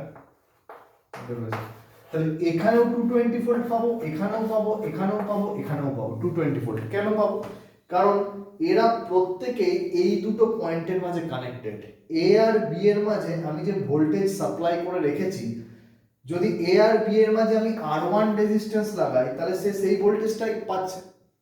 সিমিলারলি আমি যদি এ আর বি এর মাঝে R2 রেজিস্ট্যান্স কানেক্ট করি তাহলে এটাও সেম ভোল্টেজ পাচ্ছে, which is supplied between A and B. কেন পাচ্ছে? কারণ এরা দুজনেই ওই দুটো পয়েন্টের মধ্যেই connected. So this is parallel combination. We can write that in parallel combination, potential difference across each resistance is same. Potential difference across each resistance is same. So suppose এখানে I কারেন্ট আসছিল, current diverted হয়ে গেল, এখানে I1 current গেল, এখানে I2 current গেল, তাহলে we can write that potential difference is V. We know that from Ohm's law V is equal to IR, current is equal to potential difference by resistance. So I1 is equal to potential difference applied between these two points divided by resistance V by R1. এখানে লিখতে পারি I2 যে current এখানে flow করছে, এই দুটো পয়েন্টের মাঝে পোটেনশিয়াল ডিফারেন্স কত? V, রেজিস্ট্যান্স কত কানেক্টেড আছে? R2. So current is equal to V by R2. তাহলে ইকুইভ্যালেন্ট মিন্স এই দুটো পয়েন্টের মাঝে আমি সেম পোটেনশিয়াল ডিফারেন্স সাপ্লাই রাখলাম, কিন্তু এখন দুটোর বদলে আমি একটা সিঙ্গেল রেজিস্ট্যান্স ইউজ করব। যদি এরকম হয় যে এরা দুজনে মিলে যে কারেন্ট টানছে, দ্যাট ইজ আই, যে কারেন্টটা ডাইভার্টেড হয়ে গেছে এখানে এসে আবার কানেক্টেড হয়ে আই হয়ে বেরিয়ে যাবে, তাহলে এরা দুজনে মিলে যে কারেন্ট টানছে ও একা সেই কারেন্টটা ড্র করতে পারে, then this resistance is equivalent to this two. তাহলে এরা দুজনে মিলে কি কারেন্ট ড্র করছে? I is equal to V, sorry, এ একা কি কারেন্ট ড্র করবে? I is equal to V by R. যদি এটা এই দুজনের ইকুইভ্যালেন্ট হয়, তাহলে এরা দুজনে মিলে যে কারেন্টটা টানছে, that is I1 plus I2, that must be equal to I। একে একা সেই কারেন্টটা টানতে হবে। Then we can write V by R is equal to V by R1 plus V by R2, therefore 1 by R is equal to 1 by R1 plus 1 by R. So this is equivalent resistance in parallel combination. This is equivalent resistance in parallel combination. Suppose দুটো resistance ছিল, R1 এর value 3 ohm আর R2 এর value হচ্ছে 6 ohm, then we can write that 1 by R is equal to 1 by 3 plus 1 by 6, that is half, therefore R is equal to 2 ohm. তাহলে আমি এই কম্বিনেশনে এই দুটো রেজিস্ট্যান্সের বদলে সার্কিটে একটা 2 ওহম রেজিস্ট্যান্স দিয়ে এই দুটোকে রিপ্লেস করে দিতে হবে, because parallel combination of 3 and 6 ohm gives 2 ohm resistance. তো সিরিজ কম্বিনেশন রেজিস্ট্যান্সের হতে পারে, প্যারালাল কম্বিনেশন রেজিস্ট্যান্সের হতে পারে, কম্বিনেশন মিক্সড কম্বিনেশন হতে পারে, যেখানে সিরিজ প্যারালাল মিক্সচার থাকবে। তো সেগুলো আমরা করব নিউমেরিক্যাল ক্লাসে, সেগুলো নিয়ে আমরা ডিল করব। লাস্ট পার্ট যেটা EMF and potential difference. Suppose this is a circuit, এটা হচ্ছে সেলের সিম্বল, এটা প্লাস এটা মাইনাস, পোটেনশিয়াল ডিফারেন্স সাপ্লাই করছে সেলটা। Circuit means a close path where a current can flow. Current flow করার জন্য সবসময় একটা ক্লোজ পাথ চাই। আমরা ক্লাস 9 এ পড়েছি যেখানে একটা সুইচ বা কি থাকে, এটা সার্কিটটাকে ওপেন করে রেখেছিল, সাপোজ একটা ক্লোজ পাথ দেয়নি, এখানে আমি গ্যাপ রেখেছি, তাহলে এটাকে আমরা বলবো ওপেন সার্কিট, এবং এই সার্কিটে কারেন্ট হবে 0। যদি কিটাকে আমি প্রেস করি তাহলে এটা হচ্ছে ক্লোজ সার্কিট, এবং এই সার্কিটে there will be a current. তো এই সার্কিটে যে সেলটা কানেক্ট করেছি সেই সেলটার EMF, that is E. What is EMF? Electromotive force. যদি আমি ইএমএফ কে ডিফাইন করতে চাই, then we can define like this, যে এই সেলটা এই সার্কিটে একটা চার্জকে ঘোরাচ্ছে, কারেন্ট সার্কুলেট করছে মানে চার্জও ঘুরছে, কারেন্ট ফ্লো করছে এইভাবে গেল, আবার সেলের ভেতর দিয়েও তো কারেন্ট মুভ করছে, কারেন্টের তো একটা ক্লোজ পাথ চাই, তাহলে কারেন্ট এক্সটার্নাল সার্কিটে যেমন ফ্লো করছে সেরকম ইন্টারনাল সার্কিটেও কারেন্ট ফ্লো করছে, কারেন্ট কিন্তু এরকম সার্কুলেট হচ্ছে। Through external and internal circuit. সেলের বাইরে রেজিস্ট্যান্সের মধ্যে দিয়ে কারেন্ট যাচ্ছে, ঠিক সেরকম সেলের ভেতরেও কারেন্ট যাচ্ছে। সেলের ভেতরে কি থাকে? ইলেকট্রোলাইট থাকে, তার মধ্যে দিয়েও কারেন্ট পাস করছে। তো তার মানে চার্জ ফ্লো করছে। তাহলে একটা unit positive charge, suppose +1 coulomb, এই চার্জটাকে এই পজিটিভ টার্মিনাল থেকে আমি সার্কুলেট করতে শুরু করলাম এবং পুরো এক্সটার্নাল সার্কিট ইন্টারনাল সার্কিট ঘুরিয়ে আবার আমি এইখানেই ফিরিয়ে আনলাম। তাহলে যে ওয়ার্ক ডানটা হলো, কে করলো? সেলটা করলো। সেই ওয়ার্ক ডানটাই হচ্ছে EMF of the cell. EMF means electromotive force. This is actually a potential difference. কারণ পোটেনশিয়াল ডিফারেন্সের ডেফিনিশন তো আমরা এইভাবেই দিয়েছি যে ইউনিট চার্জ মুভ করাতে যে ওয়ার্ক ডান করতে হয়। তাহলে আমি কি বললাম ইএমএফ এর ডেফিনিশন? যে একটা ইউনিট পজিটিভ চার্জকে আমি কোনো একটা পয়েন্ট থেকে মুভ করাতে শুরু করা হলো এবং সার্কিটের পুরোটা ঘুরিয়ে আবার সেই পয়েন্টেই ফিরে এলাম, তাহলে যে ওয়ার্ক ডান হলো that is EMF of the cell. Suppose unit positive চার্জকে পুরো সার্কিট ঘোরালাম, মানে এক্সটার্নাল প্লাস ইন্টারনাল, তাহলে যে ওয়ার্ক ডান হলো দ্যাট ইজ 5 জুল। তাহলে এই সেলটার ইএমএফ হচ্ছে 5 ভোল্ট।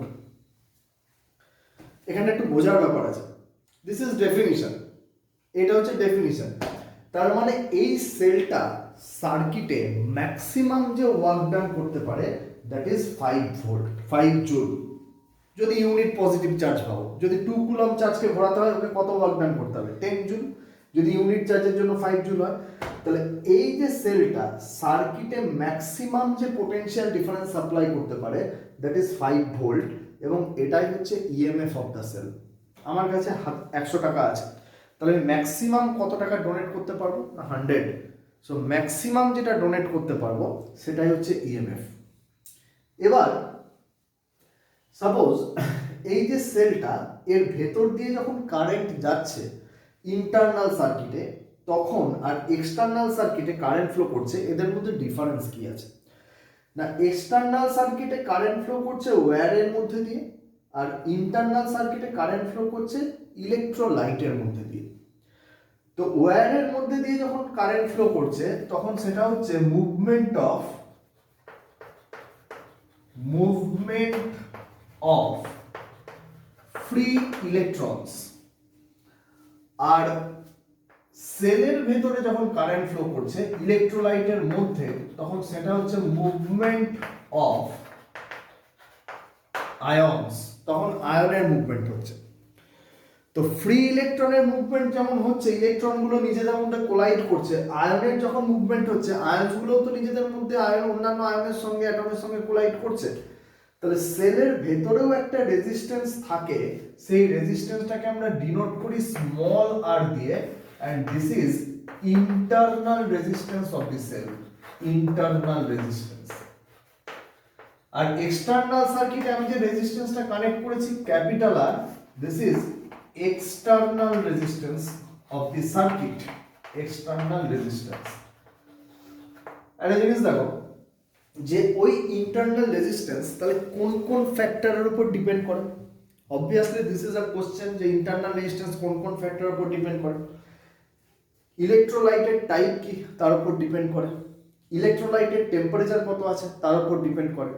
ইলেকট্রোলাইট তার মধ্যে দুটো ইলেকট্রোড থাকে, একটা পজিটিভ একটা নেগেটিভ, আয়নসগুলো প্লাস মাইনাস আয়নে ডিভাইড হয়ে যায়, পজিটিভ প্লেটের দিকে নেগেটিভ আয়নগুলো মুভ করে, so this is cathode, this is anode, আর নেগেটিভ প্লেটের দিকে পজিটিভ আয়নগুলো মুভ করে, দিস ইজ ক্যাথোড। ক্যাটায়ন অ্যানায়নের মুভমেন্ট হচ্ছে। তাহলে এই যে ইলেকট্রোডগুলো এর কতটা পোর্শন ইলেকট্রোলাইটের মধ্যে ডিপড হয়ে আছে, কতটা ডুবিয়ে রেখেছি তার উপর ডিপেন্ড করে, টেম্পারেচারের উপর ডিপেন্ড করে, নেচার অফ দ্য ইলেকট্রোলাইটের উপর ডিপেন্ড করে, এগুলো বললাম।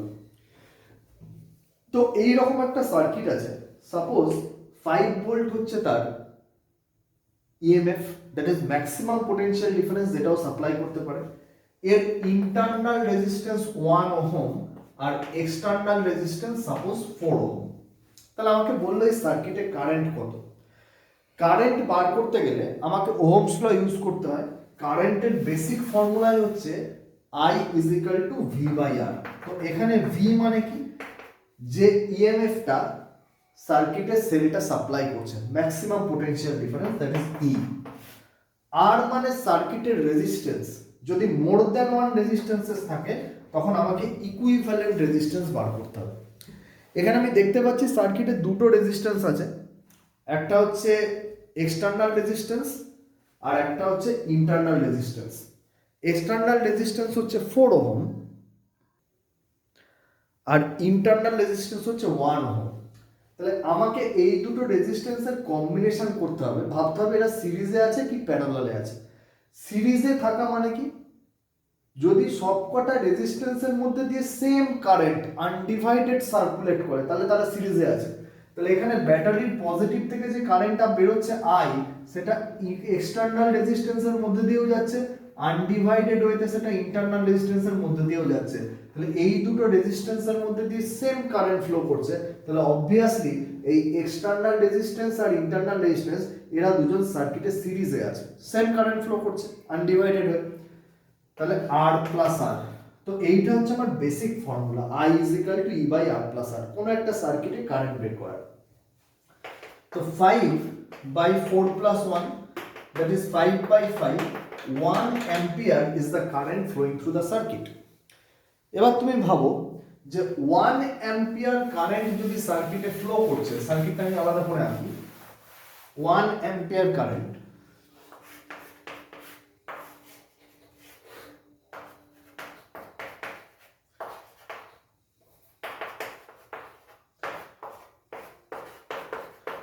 আমি এইখান থেকে এ পয়েন্ট থেকে আমি মুভ করতে শুরু করলাম এক্সটার্নাল সার্কিটে, আমি বি পয়েন্ট অবধি এলাম, এ থেকে বি অবধি এলাম, আমি সেলের ভেতরে ঢুকলাম না, শুধুমাত্র এক্সটার্নাল সার্কিটে মুভ করছি।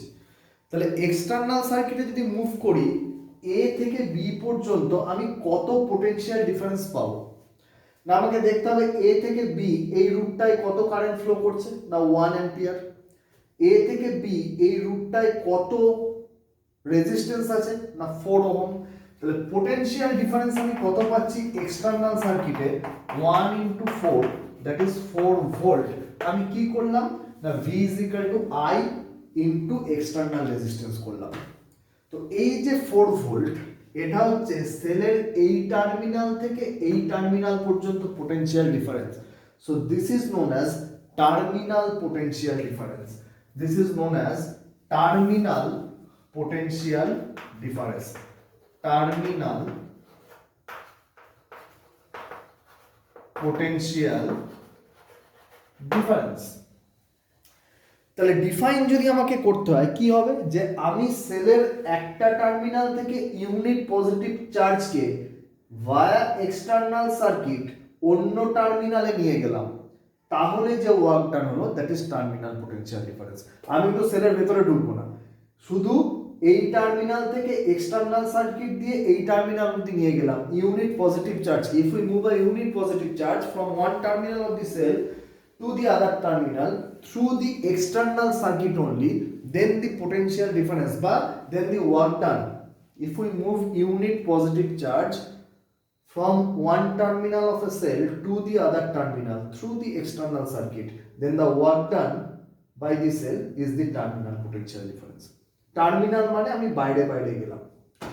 এবার আমি যদি সেলের ভেতরের রাস্তাটা ভাবি, যে এখান থেকে এখানে কারেন্ট তো এখানেও ফ্লো করেছে, তাহলে এখানে একটা আই কারেন্ট ফ্লো করছে, এখানে একটা রেজিস্ট্যান্স আছে আর, তাহলে সেলের ভেতরেও একটা পোটেনশিয়াল ডিফারেন্স হয়েছে I R, that is 1 × 1, that is 1 volt.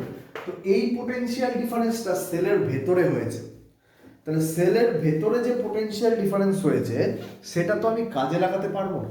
যেমন এই রেজিস্ট্যান্সটা এই দুটো পয়েন্টের মধ্যে 4 ভোল্ট পোটেনশিয়াল ডিফারেন্স ক্রিয়েট করেছে।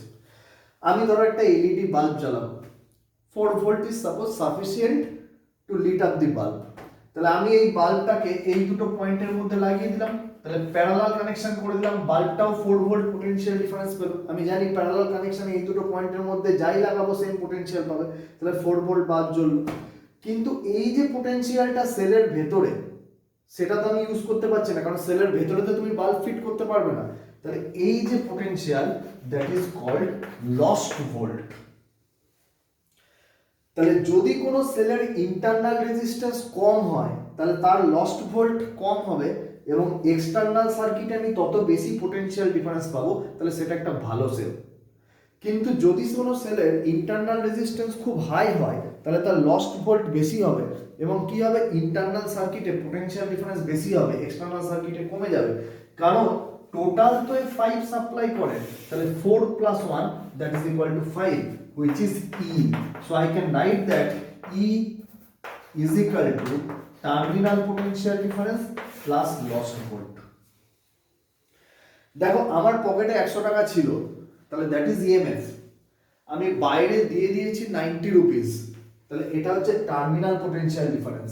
আর যেটা পকেটে রয়ে গেল 10 রুপিস, সেটা কি, সেটা হচ্ছে লস্ট ভোল্ট। সিমিলারলি এই সেলটা 5 ভোল্ট সাপ্লাই করতে পারতো, আমি যদি একটা ইউনিট পজিটিভ চার্জকে এক্সটার্নাল সার্কিট ইন্টারনাল সার্কিট দুটোই ঘুরিয়ে আবার এখানে ফিরে আনি তাহলে ওয়ার্কটা হবে 5 জুল। কিন্তু আমি যদি ইউনিট পজিটিভ চার্জকে এখান থেকে শুধু এক্সটার্নাল সার্কিট এত দূর আনি, সেলের ভেতরে না ঢুকি, তাহলে ওয়ার্কটা হবে 4 জুল।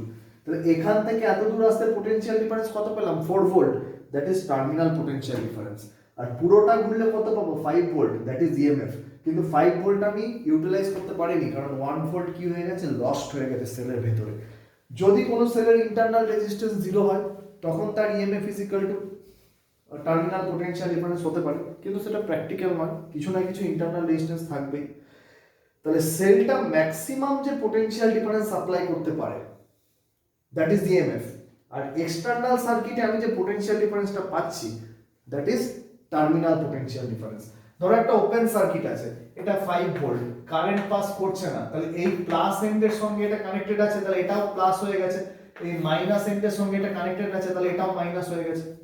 কারেন্ট তো পাস করছে না, এই রেজিস্ট্যান্সের কোনো রোল নেই, এর অ্যাক্রসে কোনো পোটেনশিয়াল ডিফারেন্স নেই, কারণ আই যদি 0 হয় এর অ্যাক্রসে কোনো পোটেনশিয়াল ডিফারেন্সও নেই। তাহলে এই 5 ভোল্ট, তাহলে এখানেও কিন্তু আমি 5 ভোল্ট পোটেনশিয়াল ডিফারেন্স ক্রিয়েট হয়ে আছে কিন্তু কাজে লাগছে না, কেন কি এই পাথটা ওপেন আছে। যদি এখানে আমি কন্ডাক্টর দিয়ে কানেক্ট করি তখন কারেন্ট ফ্লো করবে। তাহলে আমি এটাও বলতে পারি যে ওপেন সার্কিটে সেলটা যে পোটেনশিয়াল ডিফারেন্স সাপ্লাই করে সেটাই হচ্ছে ইএমএফ। তাহলে হচ্ছে EMF, this can also be written as potential difference supplied in open circuit, এটা হচ্ছে ইএমএফ ম্যাক্সিমাম যেটা সেলটা দিতে পারে। এবার যেই আমি সার্কিটটা ক্লোজ করলাম, কারেন্ট ফ্লো করতে শুরু করলো, তখন কিন্তু সব চেঞ্জ হয়ে গেল। এখন কারেন্ট ফ্লো করছে, তাহলে এই রেজিস্ট্যান্সের অ্যাক্রসে 4 ভোল্ট হচ্ছে আর ভিতরে 1 ভোল্ট হচ্ছে। তাহলে ক্লোজ সার্কিটে এক্সটার্নাল সার্কিটে যে পোটেনশিয়াল ডিফারেন্স সেলটা সাপ্লাই করছে that is terminal potential difference. তাহলে একটা সেল ম্যাক্সিমাম যে ভোল্টেজ বা পোটেনশিয়াল ডিফারেন্স একটা সার্কিটে সাপ্লাই করতে পারে সেটাকে আমরা বলি ইএমএফ। আর এক্সটার্নাল সার্কিটে যেটুকু ভোল্টেজ আমি পাচ্ছি সেটাকে আমি বলি টার্মিনাল পোটেনশিয়াল ডিফারেন্স। সেলের ভেতরে যেটুকু পোটেনশিয়াল আমার নষ্ট হচ্ছে সেটাকে আমি বলি লস্ট ভোল্ট। এখানে একটা খুব বললাম আমি গোটাটাই ইম্পর্টেন্ট কোশ্চেন আছে, write down the differences between EMF and terminal potential difference. Write down the differences between external resistance and internal resistance. What is the difference between current flowing through the external circuit and internal circuit? External circuit এ ওয়্যারের মধ্যে দিয়ে flow of free electrons হয়, internal সার্কিটে ইলেকট্রোলাইটের মধ্যে দিয়ে current flow করছে, that is due to flow of ions. তাহলে এইটা হচ্ছে theory part current electricity. Theory পার্টটা কমপ্লিট করে নেক্সট ক্লাসে আমরা কারেন্ট ইলেকট্রিসিটি শুধু নিউমেরিক্যালস করব।